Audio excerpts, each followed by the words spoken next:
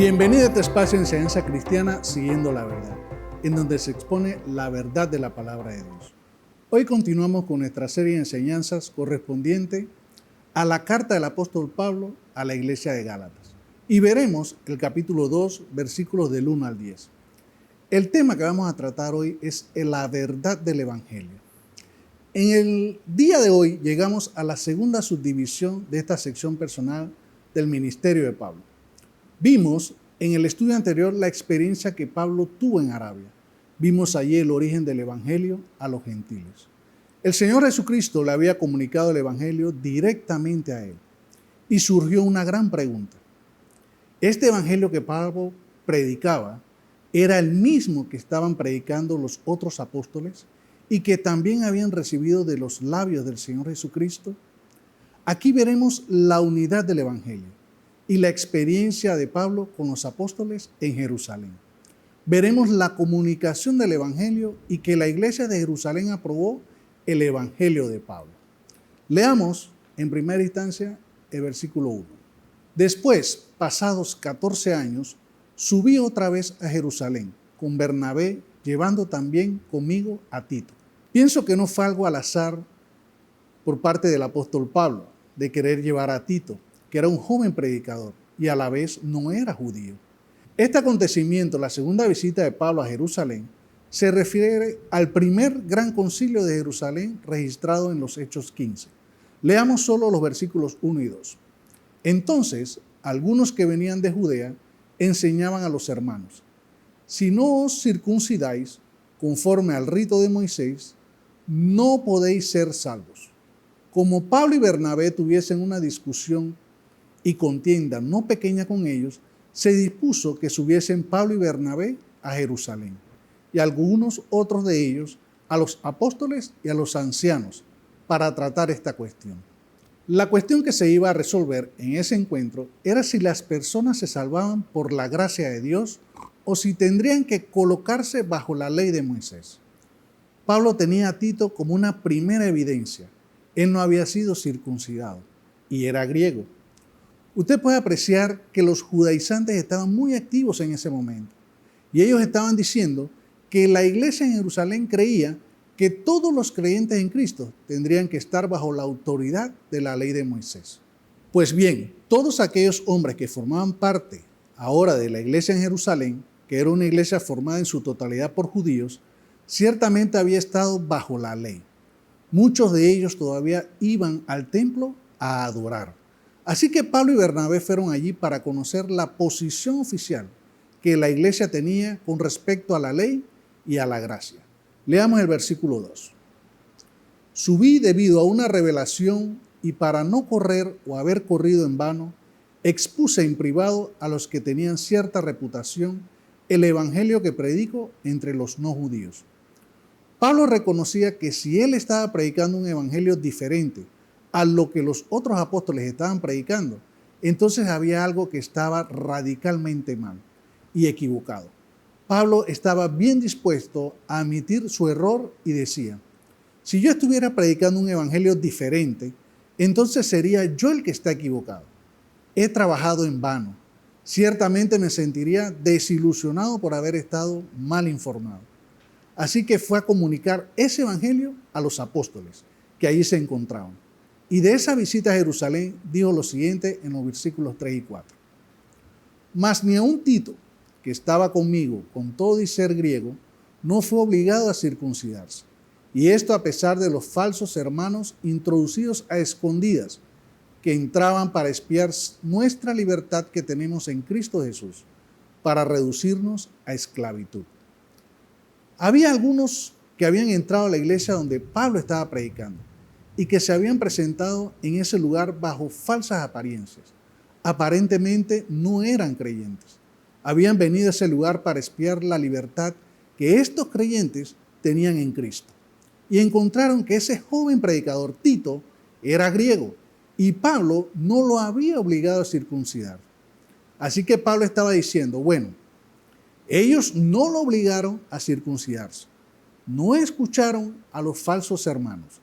Si lo hubieran hecho, nos hubiéramos colocado nuevamente bajo la esclavitud de la ley de Moisés. en vez de disfrutar de la libertad por el Espíritu de Dios y la libertad en Cristo. Sigamos leyendo el versículo 5. A los tales, ni por un momento accedimos a someternos para que la verdad del Evangelio permaneciera con vosotros. Pablo se mantuvo firme.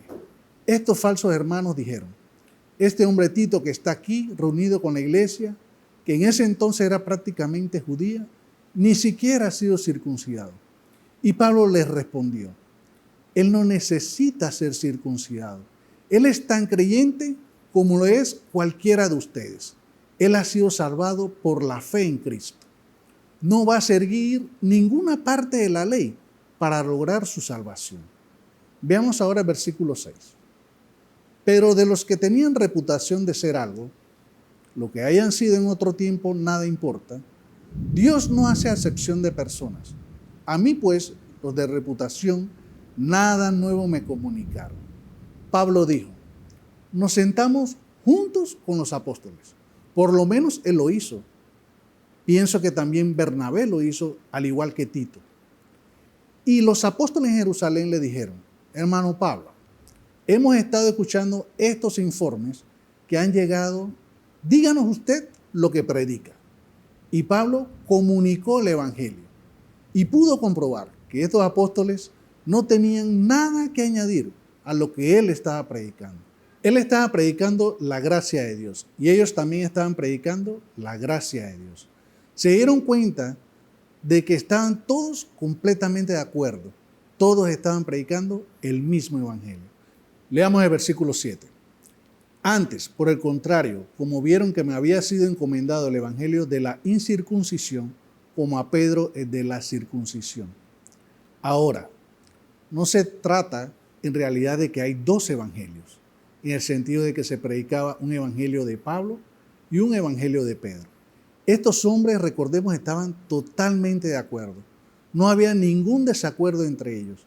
Era el mismo evangelio predicado a dos grupos de personas diferentes. Pablo había sido llamado a predicar a los no judíos y Pedro a los judíos. Yo les pregunto, ¿a quién o quiénes o a qué grupo fuiste tú llamado a predicar la verdad del Evangelio? ¿Será que fuiste llamado a predicar al grupo de tu escuela, colegio, al grupo de la universidad, al grupo que está en tu trabajo, el de tu comunidad? Sigamos leyendo el versículo 8. Pues el que actuó en Pedro para el apostolado de los judíos, actuó también en mí para con los gentiles.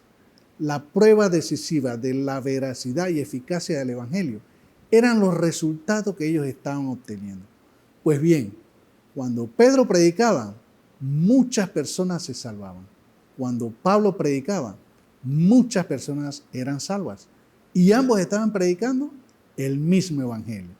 El único propósito que tenemos a alcanzar todos es el de presentar la palabra de Dios. Y cuando la palabra de Dios es predicada, produce resultados en las vidas de las personas, sea que las podamos ver inmediatamente o que nunca la veamos, o que nunca más podamos ver a esa persona. Lo cierto es que podemos descansar en lo que Dios dice en Isaías 55:11. Así será mi palabra que sale de mi boca. No volverá a mí vacía, sino que hará lo que yo quiero y será prosperada en aquello para que la envíe. Sigamos leyendo el versículo 9.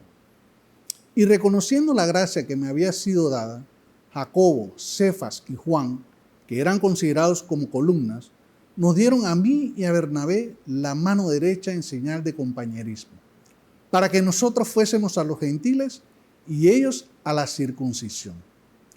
O sea que los apóstoles en Jerusalén aceptaron el ministerio de Pablo. Aquí la mano derecha de compañerismo proviene de la palabra griega koinonía, que es una de las grandes palabras del Evangelio y la más elevada expresión de una relación personal. Significa compartir las cosas de Cristo. Ahora, estas dos personas iban a dirigirse a estos diferentes grupos. Sigamos leyendo el versículo 10. Solamente nos pidieron que nos acordáramos de los pobres, lo cual también me apresuré a cumplir con diligencia. Pablo regresó más tarde con una ofrenda para los creyentes pobres en Jerusalén, porque esa iglesia había sido perseguida y se encontraba en una triste condición. Como Pablo mismo había conducido esa persecución antes de su conversión, quiso traer los donativos para la iglesia de Jerusalén con sus propias manos.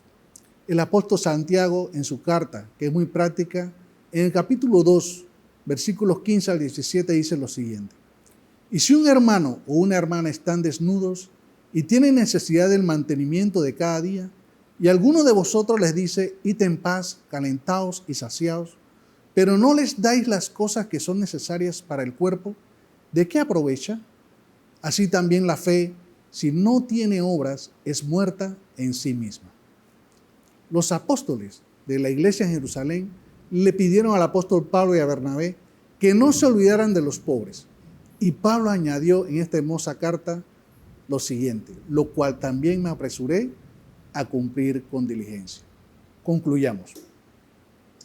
La verdad del Evangelio es esta: que en Cristo Dios satisfizo las demandas de la ley del pacto antiguo, que la santidad requerida la cumplió Cristo en su totalidad a favor de los escogidos de Dios, de tal manera que todos cuantos vienen a Cristo en fe, confesando sus pecados ante Dios, hallarán la justicia obrada por Cristo, quedando así libres de toda culpa y condenación, libres para obedecer a Dios en Cristo. Esto es gracia, descansando en los méritos de Él, logrados cuando cumplió la ley de Dios en nuestro lugar en la cruz del Calvario.